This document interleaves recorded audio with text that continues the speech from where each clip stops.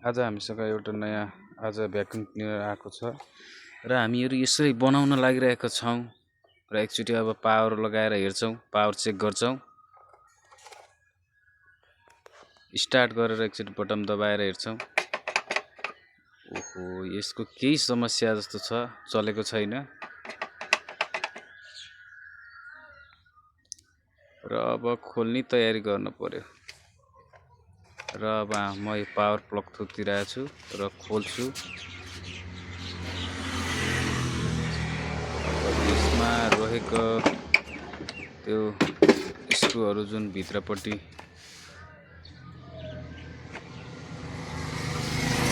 जुन 4वटा स्क्रुहरू हुन्छ त्यसलाई म खोल्न लागिरहेको छु।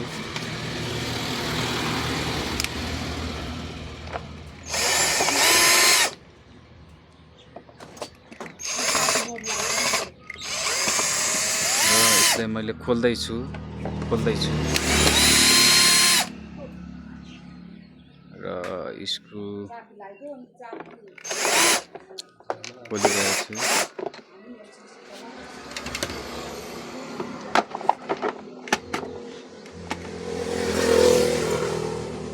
र म यसलाई अलिकति लक छ पछाडि र यसरी स्क्रुहरू हेर्दैछु।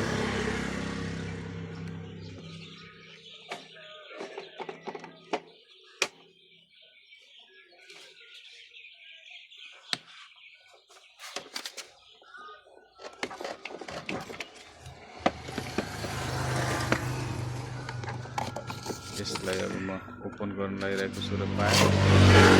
अब पछाडि यसलाई पल्टाउनु पर्ने भयो र अब यहाँनिर लक हुन्छ यसको र यसलाई राम्रोसँग निकाल्नु पर्छ।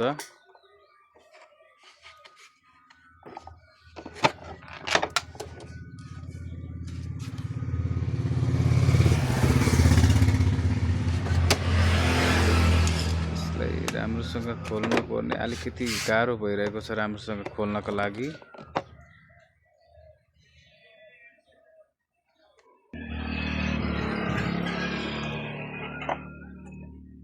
र मैले यसलाई मुस्किलसँग खोलिसकेको छु र यो भित्रपट्टिको बोर्ड पिसिबीमा एकचोटि हेर्दैछु। प्राय जसो यसको वास्तवमा जानुपर्ने भनेको यो स्विच नै जान सक्छ के, प्रब्लम नै प्राय जसो स्विचै ड्यामेज हुन्छ। र मैले यसलाई चेक गरेर हेर्दाखेरिमा यसको समस्याको अनुसारमा चाहिँ स्विच खराब थियो।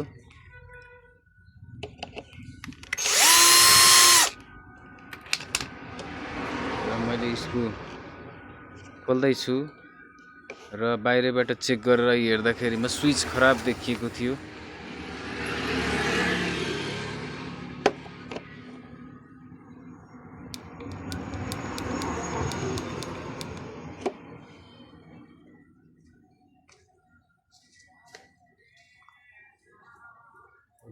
र हामी अब यसलाई चेन्ज गरेर हेर्छौँ यो स्विचलाई।